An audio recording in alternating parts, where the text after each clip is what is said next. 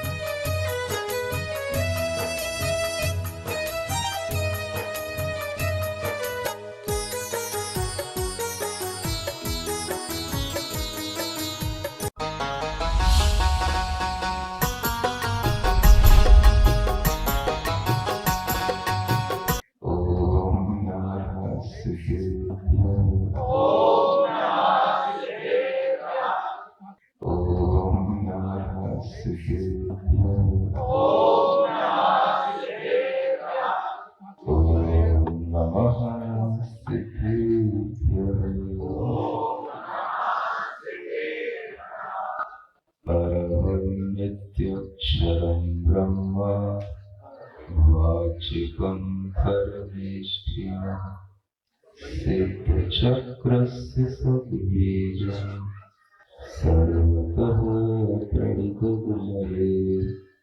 अनंतानंत सिद्ध परमेष्ठी भगवान की, वर्तमान शासन नायक श्री वर्तमान महावीर भगवान की, परम पूज्य आचार्य गुरुवर श्री विद्यासागर जी महाराज की, परम पूज्य मुनिवर श्री प्रणम्य सागर जी महाराज जी की, मुनि संघ की, अष्टांगिक महापर्व की।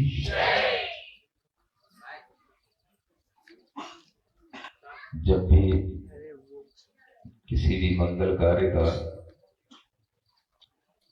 हम प्रारंभ करते हैं तो सिद्ध भगवान के स्मरण से करते हैं। और सिद्ध भगवान का स्मरण इसलिए भी किया जाता है कि सिद्ध माने सीधे। सिद्ध का सीधा सीधा अर्थ क्या है? जो बिल्कुल सीधे हो, जिनके अंदर किसी भी तरह की कोई भी वक्रता, कोई भी तरह का टेढ़ापन, कुटिलता बची नहीं। ऐसी आत्मा की जो सीधी सरल परिणति होती है, उस परिणति को जो उपलब्ध हो जाते हैं उन्हीं को हम सिद्ध भगवान कहते हैं। इसलिए जब मंगलाचरण करते हैं तो उस समय पर जो ये स्वर आपके लिए दिए जाते हैं, ओम नमः सिद्धेभ्यः, ये आपको सीधा करने के लिए होते हैं। आप भूल जाते हैं, आप ये सोचते हैं कि तो महाराज का अपना काम है,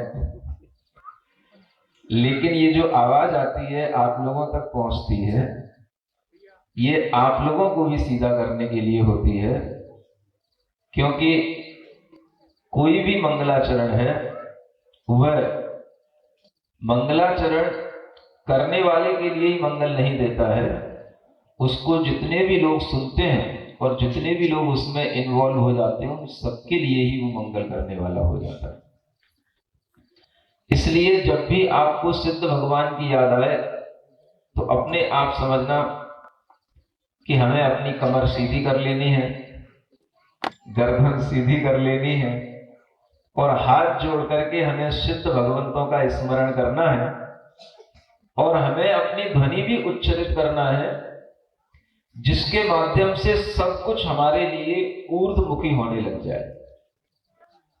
मन, वचन और काय, ये तीनों ऊर्ध्वमुखी होने चाहिए। इनकी गति अपवर्ड होनी चाहिए, ऊपर की ओर होनी चाहिए।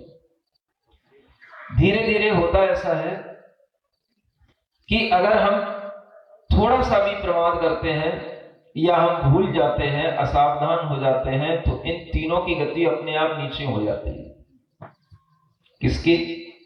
मन की भी, वचन की भी, काय की।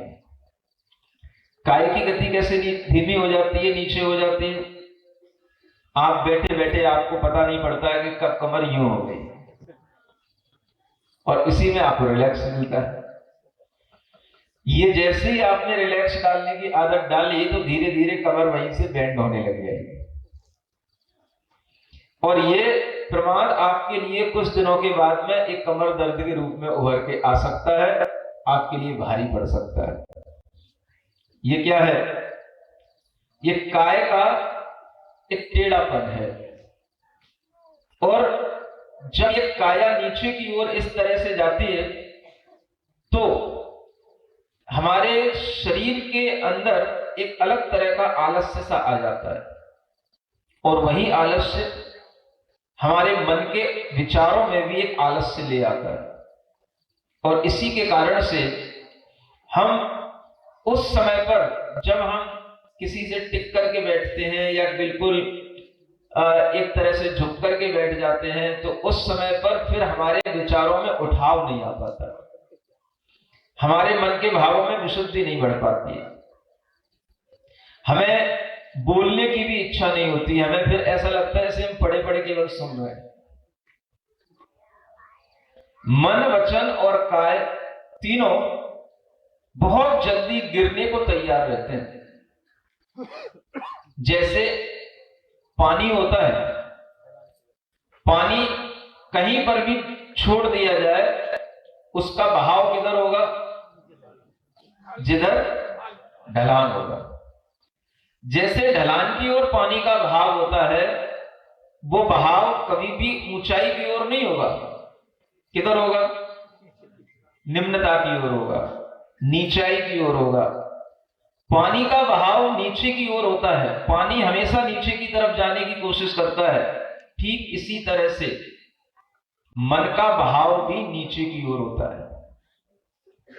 अगर आपने मन को कंट्रोल नहीं किया, आपने मन को पकड़ा नहीं, तो वो निम्नता की ओर जाएगा, निम्न विचारों में उलझ जाएगा, निम्न भावों में उलझ जाएगा, आलस्य में उलझ जाएगा, और वह आप यहां बैठे होंगे लेकिन मन की निम्नता आपको भीतर से भावों में निम्नता ले आएगी। ये मन का काम है। इसलिए आचार्यों ने कहा इनको पकड़ के रखो। जल, बोल दो थोड़ा सा, कुछ नीति वाक्य हैं। जलम, पानी जिसको कहते हैं वह जल, और मन, और नीतिकारों ने एक और चीज कही है कि स्त्रियां भी जो है निम्नता की ओर चली जाती हैं अगर उनको बंधन में न रखा जाए। अब ये बातें आपको बुरी लग सकती हैं, लेकिन नीतिकारों की बातें आपको ध्यान में रखनी पड़ेगी। ये स्वभाव से निम्नता की ओर जाने वाली वृत्तियां रहती हैं। अगर हम इनको थोड़ा सपोर्ट देते रहे, थोड़ा सहारा देते रहे, थोड़ा इनके भावों को उठाते रहे, तो ये संभले रहते हैं।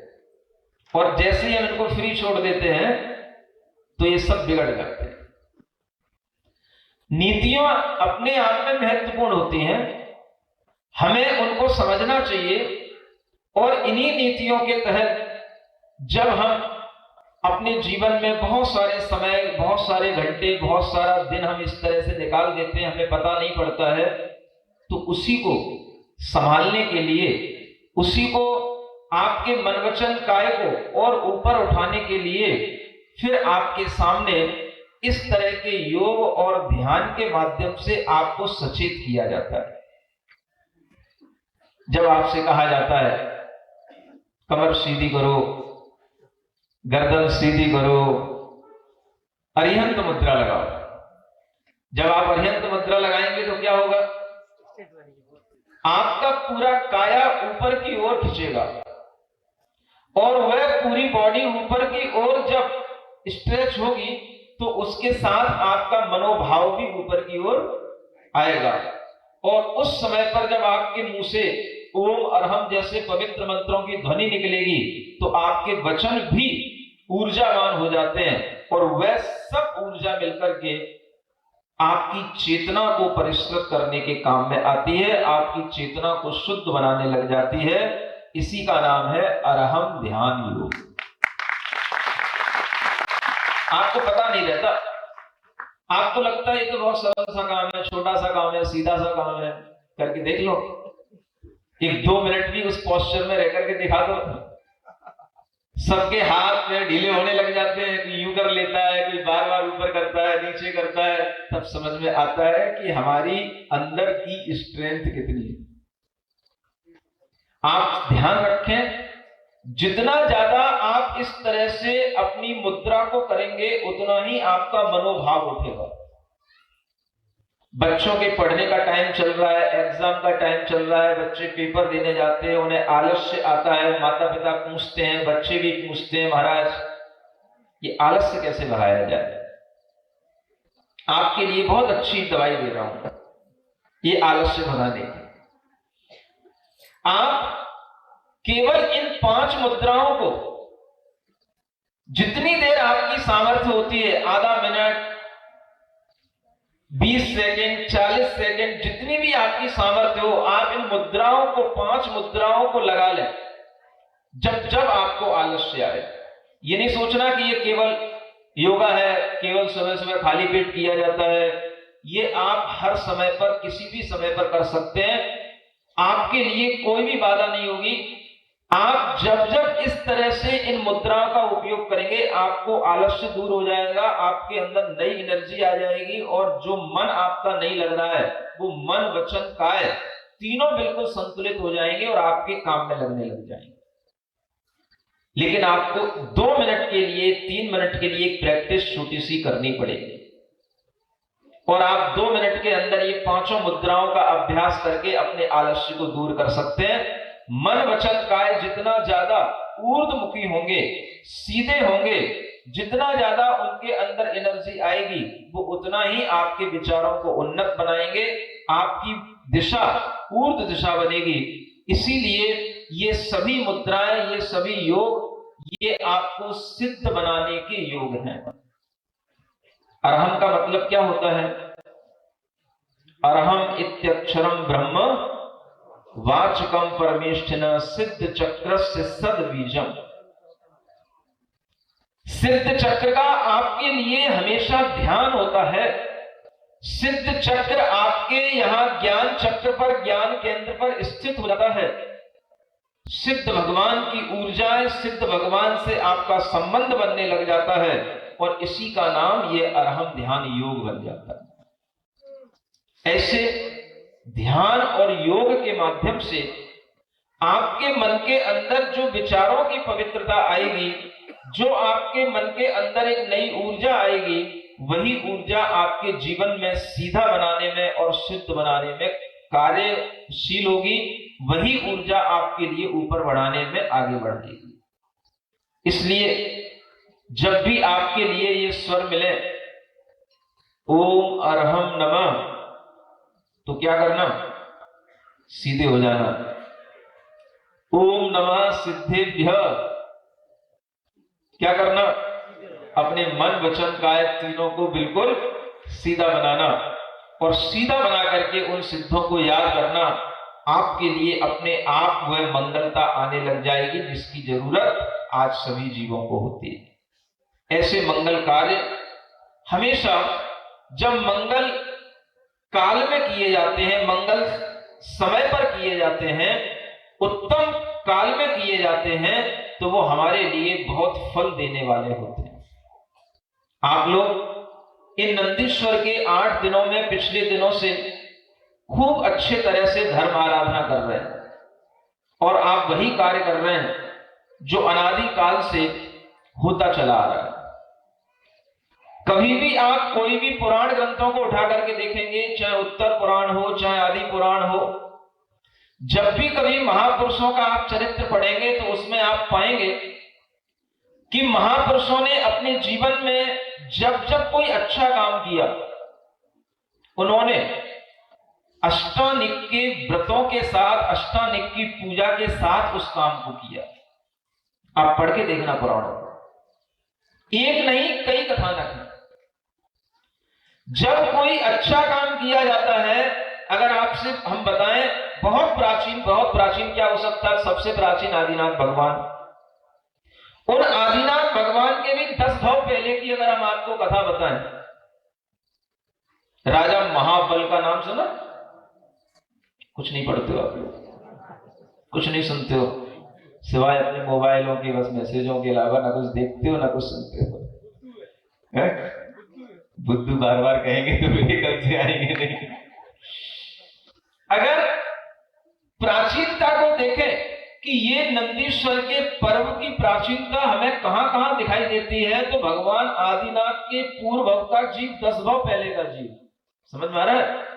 मतलब कि एक कोड़ा कोड़ी सागर काल का ये जो कालखंड है, ये निकलने से भी 10 भाव पहले की बात बता रहा हूं आपको।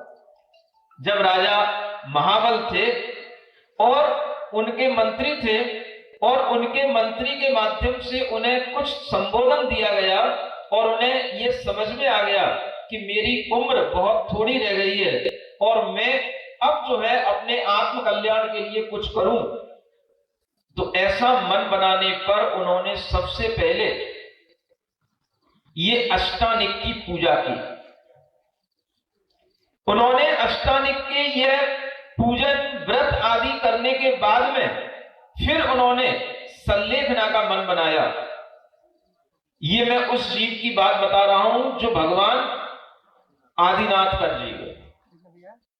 कोई भी मंगल कार्य जब भी कभी महापुरुषों ने किया है, इन अष्टानिक व्रतों को पूर्ण करके किया है। ऐसे अनेक कथानक मिलते हैं, हर एक कथानक को बताने बैठूं तो फिर कई दिन लग जाएंगे। स्त्रियां होती हैं, राजा है, रानियां हैं, अष्टानिक के व्रत किए, अष्टानिक का विधान किया और 8वें दिन जाकर के जब वो विधान पूरा होने को आया, कोई भी अपने मन के अंदर कमी है, कोई भी अपने भावों में कमी है, कोई भी अपने लिए अभाव है, मन में भाव आ ही जाता है। किससे कहें? किससे कहें? दुनिया से कहेंगे तो कोई मतलब नहीं होगा। उससे कहो जो हमारा मित्र हो, उससे कहो जो हमारा, बोलो एक नाम बोला था, सुहृद हो, जो हमारे लिए हमेशा अच्छा हो। और उससे कह दो, चाहे चुपके से कह दो, चाहे बोल के कह दो, कहना उसी से जिसको कहने के बाद में फिर हमें किसी से कुछ कहना ना पड़े, वो हमारा सुहृद होता है। उस सुहृद से अपनी बात करो। राजा रानी है, 8 दिन तक अच्छे से पूजा विधान किया और उपसंहार में रानी के मन में विचार आ गया, हे भगवान, मेरे पास में सब कुछ है, अच्छा कुल मिला, सुंदरता मिली, रूप मिला, अच्छा घर मिला, परिवार मिला, सब कुछ है, बस क्या है? कोख खाली है। कोख समझते हैं क्या है? अभी गोद में कोई खिलाने वाला नहीं है। इतना सा मनोभाव रानी ने कहां रख दिया? अपने सुहृद के पास में। किसको बनाना है अपना सच्चा मित्र? गुरु और प्रभु। प्रभु के पास में भावना रख दी और इस भावना को रखने के बाद में कुछ ही महीनों के बाद में उसे एक अच्छे उत्तम पुत्र की प्राप्ति हो गई।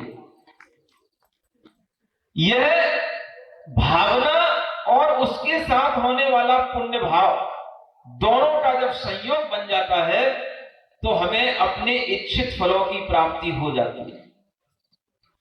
आप लोग घबराएं नहीं, आपके मन में भी कई तरह के अभाव चलते होंगे, आपके लिए भी कई तरह की इच्छाएं होती होंगी, लेकिन ध्यान रखना, उन इच्छाओं की पूर्ति अगर कहीं पर भी करने का भाव आए तो अपना माथा जिनेंद्र देव के चरणों में केवल झुकाना, वहीं पर रखना, सब इच्छाओं की पूर्ति अपने आप आपकी हो जाएगी, कहीं और जाने की जरूरत नहीं।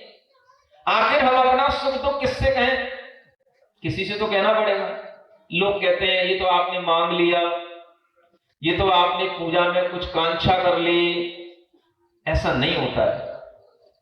पूजा करते हुए भी अगर कहीं पर मन में भाव आ जाता है कि भगवान इतना सुख और मिल जाए, ये चीज और मिल जाए, तो वो पूजा करना छोड़ नहीं देता है।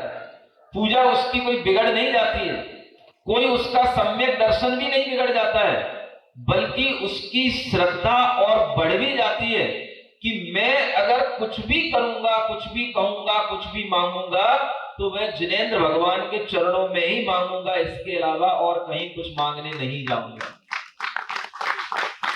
और मिल जाता है तो भी वह चुपचाप उसको देख करके, समझ करके उस मिले हुए का सुख भी प्राप्त कर लेता है और अपने मन में विचार करता है, देखो भगवान की श्रद्धा से हमें सब कुछ मिलता है। फिर उसका मन बनता है, हमें जो चाहिए था हमें मिल गया, अब हमें कुछ नहीं मांगना है, अब हमें बिल्कुल निष्काम भक्ति करना है। तो उसके मन में वह भगवान के प्रति दृढ़ता और बढ़ जाती है और वह भगवान की अच्छी भक्ति करने लग जाता है। इसलिए कभी कभी आप लोगों के मन में कोई विचार आते हैं और आप सोचते हो भगवान वीतराग है, वो तो कुछ देते ही नहीं है। ये विचार भी आपका गलत हो जाता है। भगवान सब देते हैं, लेकिन वह किसी से कह करके नहीं देते हैं, किसी को बता करके नहीं देते हैं। भगवान की भक्ति करने से हमें सब तरह की इच्छित वस्तुओं की प्राप्ति होती है। नंबर अच्छे आना, पास हो जाना, ये तो छोटी मोटी बातें हैं, ये तो सब वैसे ही होता रहता है। बड़े बड़े लोग छोटे छोटे कामों में नहीं उलझते हैं, समझ आता है? उनके लायक भी तो कोई बात हो, तो अपनी भावनाएं जो कोई बड़ी हो, वो बड़ी भावनाएं आप भगवान के इन अवसरों पर भी अपने मन के अंदर रखेंगे तो आपके अंदर का सम्यक दर्शन बिगड़ेगा नहीं, क्योंकि आपकी श्रद्धा वीतराग भगवान पर है और इस बात पर है कि भगवान की भक्ति से अर्जित पुण्य के माध्यम से ही सब कुछ इच्छित वस्तुओं की प्राप्ति होती है, हो जाएगी। ये विचार जिसके अंदर रहता है वो व्यक्ति कभी भी धर्म के मार्ग से अलग नहीं जाता है। और जिन लोगों को ये बात नहीं जमती है वो लोग धर्म से भटक जाते हैं और न जाने कहां कहां चादर चढ़ाने पहुंच जाते हैं। ये बात आपको इसलिए कह रहा हूं, पिछले समय में भी राजा रानी, बड़े बड़े महापुरुषों की प्राप्ति भी इसी प्रकार के भावों से हुई है। ये भाव गलत नहीं। अगर आपने मैना सुंदरी का भी अनुसरण किया है तो मैना सुंदरी ने भी तो भाव ही किया था, भगवान की भक्ति करके ही तो सब कुछ किया। ये भाव अपने आप में बताता है कि हमें अपनी श्रद्धा अपने इष्ट पर बना करके रखना है, और इस तरह की हमारी श्रद्धा बनी रहती है तो हमें अपने आप इच्छित पदार्थों की प्राप्ति होती है। पहले के समय में यह अष्टानिक की पूजाएं, नंदीश्वर के व्रत, नंदीश्वर के विधान ही चला करते थे, क्योंकि जब भी कभी आप पुराण ग्रंथों को उठा करके देखेंगे उसमें लिखा रहता है नंदीश्वर दिनेशु अष्टानिक पर्वसु। अष्टानिक के पर्वों में, नंदीश्वर के दिनों में इस तरह के शब्द आते हैं और ये शब्द बताते हैं कि पिछले समय में लोग प्राचीन काल में इसी तरह से नंदीश्वर की पूजा किया करते थे। यही अष्टानिक पर्व का स्वरूप हुआ करता था। अगर हम इतिहास देखें, कभी आप एक श्रीवाल चरित्र है अपभ्रंश भाषा का, जिसे किन्हीं नरसेन देव नाम के किन्हीं विद्वान ने उसकी रचना की है, और उसकी एक प्रस्तावना है जो विद्वानों ने लिखी है। आप उसको पढ़ना तो आपको पता पड़ेगा कि 14वीं शताब्दी संवत 14वीं संवत में सबसे पहले श्वेतांबर संप्रदाय में रत्न शेखर नाम के व्यक्ति हुए, उन्होंने एक श्रीपाल चरित्र रचा। उससे पहले श्रीपाल मैना सुंदरी का कोई नाम नहीं था। 14वीं शताब्दी से शुरू हुआ। 15वीं 16वीं शताब्दी में फिर अनेक दिगंबर लोगों ने भी जो है इस प्रकार के ग्रंथों की रचना की। और चूंकि मैना सुंदरी ने पूजा अष्टानिक के दिनों में की थी, इसलिए बाद में किन्हीं और लोगों ने, कुछ विद्वानों ने उस पूजा को इस अष्टानिक पर्व से ऐसे जोड़ दिया कि वो अष्टानिक पर्व मैना सुंदरी के ही पर्व हो गए। आने वाले समय में 200 साल में इतना बिगड़ गया है। बिगड़ने का मतलब क्या हो गया? बिगड़ना इसलिए कह रहा हूं कि लोग अनादि निधन जो पर्व की महत्ता थे वो तो भूल गए, और वो सब पर्व जो है वो मैना सुंदरी से जुड़ गया हो। जबकि मैना सुंदरी का तो एक बीच में भाव था, उसने भी इन पर्वों पर भगवान की पूजा आराधना करके अपना काम बना लिया, अपने लिए अच्छा कर लिया। लेकिन वह लोग अब आजकल क्या जानने लगे? अष्टानिक पर्व आने का मतलब क्या है? मैना सुंदरी का पर्व आ गया। यह पहले के समय में एक यंत्र एक ग्रंथ में मिलता है जिसे सिद्ध चक्र यंत्र कहा जाता था, और वो यंत्र जो ग्रंथ में मिलता है वो वर्तमान के सिद्ध चक्र यंत्र की तरह नहीं है।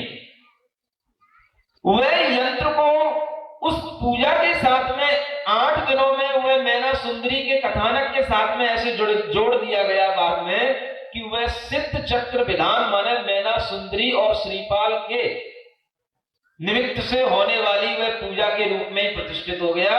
लोग भूल गए कि अष्टानिक का मतलब नंदीश्वर की पूजा होती है। अष्टानिक का मतलब 8 दिन देव लोग पूजा करने के लिए जाते हैं, ये लोग भूलने लग गए। और उसी का परिणाम, जैसा हम भाव सुनते हैं मन में बार बार आता है, हमारे विचार भी वैसे ही बन जाते हैं। लोगों के लिए अब ऐसा लगने लग गया कि जितना भी हमारे जीवन में अतिशय होगा, अच्छा होगा, वो मैना सुंदरी के उस सिद्ध चक्र विधान से ही होगा, नंदीश्वर की पूजाओं से नहीं होगा। सुन रहे हो?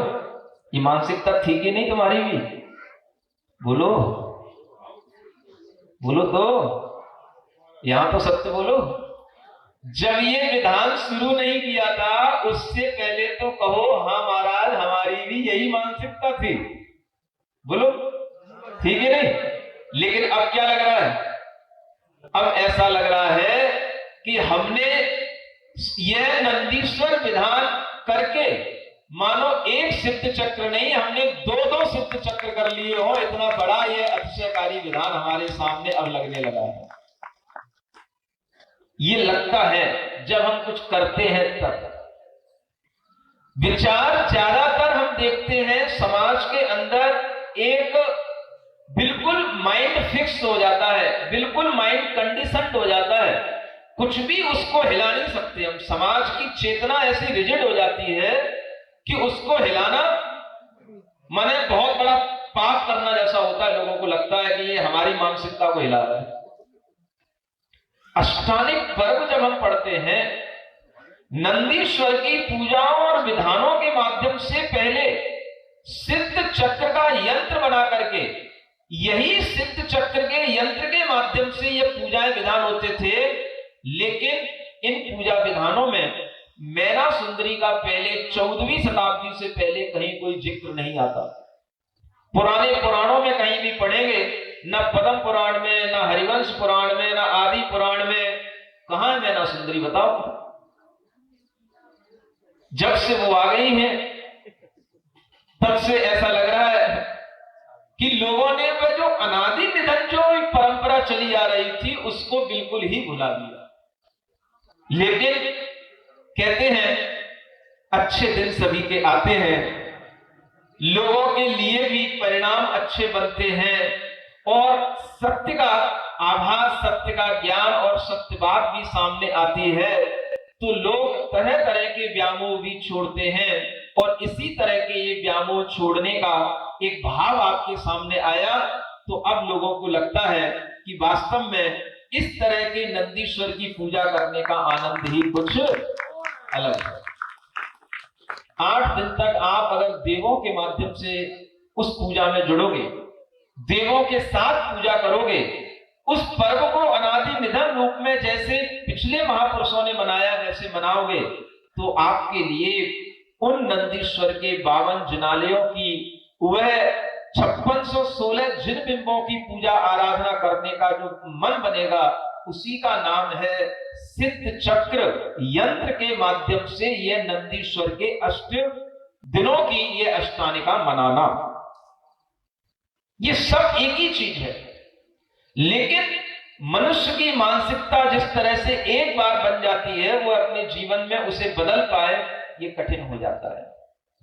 धीरे धीरे आपके मन में ऐसे नंदीश्वर के पर्व के प्रति रुझान बढ़ रहा है, और कल ये रुझान देखा गया जब यहाँ पर लोगों ने अच्छी संख्या में व्रत लिए और आगे की अष्टानिका की भी एक अच्छी तैयारी कर ली कि अब आगे की अष्टानिका में भी हम इसी तरह के व्रत करेंगे। उन व्रतों में जो पहली क्वालिटी के व्रत बताए थे, उत्तम व्रत, वह आपको बताए थे कि वो 52 उपवास के साथ में होंगे और 52 पारणाओं के साथ में होंगे। ये भी एक उत्तम व्रत की एक विधि है, और उसी विधि में अगर कहीं आपका साहस बनता हुआ दिखाई दे, जैसे कि यहाँ पर कुछ लोगों का साहस दिखाई दे रहा है, 8 दिन अगर आप निरंतर उपवास के साथ भी व्रत करते हैं जैसे डीसी जैन ने किए हैं, तो वो भी उत्तम व्रतों की श्रेणी में ही आएंगे, वो भी फर्स्ट क्वालिटी वाले ही व्रत कहलाएंगे। समझ आ रहा है? ये भी एक बड़ी चीज है। जो काम आप 52 दिनों में करोगे वो काम 8 दिनों में कर लो, तो वह जो गाढ़ापन आएगा वही उत्तमता हमारे अंदर लेकर के आ जाता है। और इस तरह का यह उत्तम भाव जब बन जाता है, तो ये आगे के लिए भी हमारे अंदर व्रतों को धारण करने का भाव बनता है। इसलिए आप ये अपने मन के अंदर भाव बनाए रखें कि नंदीश्वर के इन अकृत्रिम जिनालयों के जिन बिंबों की पूजा अनादि निधन पूजा है, ये सनातन परंपरा है, और यही परंपरा का उल्लेख हमें अपने पुराणों में मिलता है। हमें इस अष्टानिक पर्व में इस तरह की पूजा विधान करके हमें उस अनादि निधन परंपरा के प्रवाह को बनाए रखना है। बीच में अगर कुछ नया प्रवाह आ जाता है तो उसे गलत नहीं समझना, वो भी बना रहे, लेकिन अनादि निधन परंपरा कभी भी छूटे नहीं, ये भी ध्यान दें। सामान्य और विशेष दोनों चीजें चला करती हैं। अनादि परंपरा तो सामान्य हो गई, और बीच में कुछ नया आ जाता है तो विशेष हो गया। तो विशेष में इतना ज्यादा ना हमारा मनोभाव एकांत रूप से ढल जाए कि हम सामान्य को ही भूल जाएं। सामान्य में विशेष गर्वित होता है, इसलिए उस सामान्य परंपरा को भी बनाए रखना हमारा परम कर्तव्य है, हमारा परम धर्म है, जिसके माध्यम से लोग जीवों ने अपना हित किया है। और ऐसी परंपरा में अनेक महापुरुषों ने यह विधान आदि करके अपना कल्याण किया था। 28 रासा सामने रखा है, कब पढ़ा जाएगा? अभी पढ़े? ध्यान नहीं करना आज? दोनों हो जाएंगे?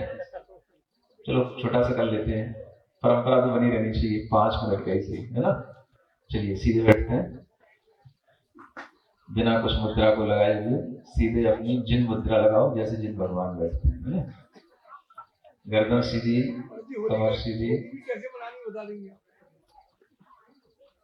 आंखें बंद, अपने मन को शांत करेंगे। 3 बार ओम अरहम का उच्चारण करेंगे।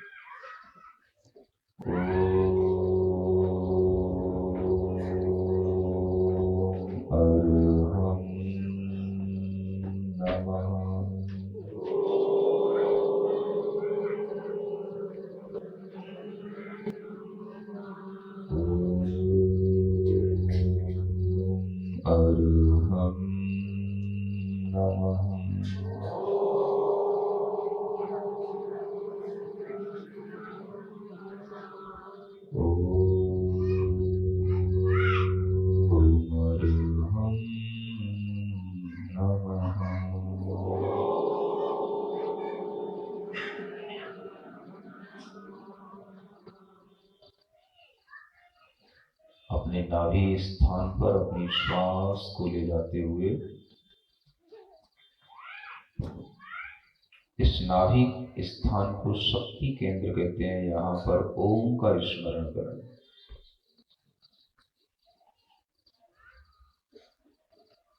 अपने अंतर्मन से शक्ति केंद्र पर ओम का स्मरण करें,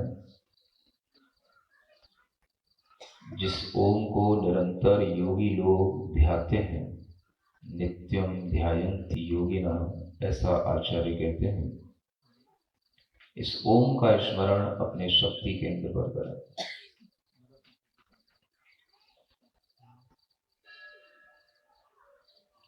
दोनों हाथ जोड़ें। ओम अरहम ओम अरहम ओम अरहम बोल। ओम अरहम ओम अरहम। सभी कार्य की सिद्धि से तू करे सुखो बोल। सभी कार्य की ओम नमः ओम नमः ओम नमः ओम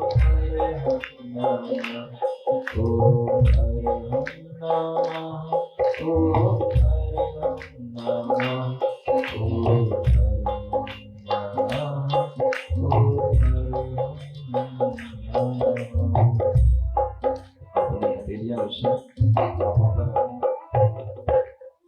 मुख पर रखें और अपनी आंखें खोलें।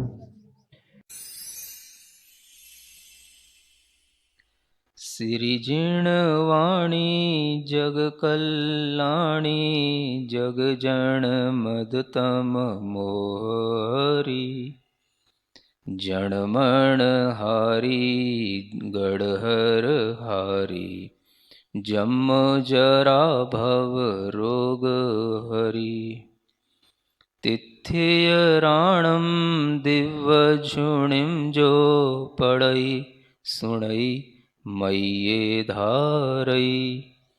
राणम सौख मणंतम धर्य सासद मोक्ष पदम पावई। सासद मोक्ष पदम पावई।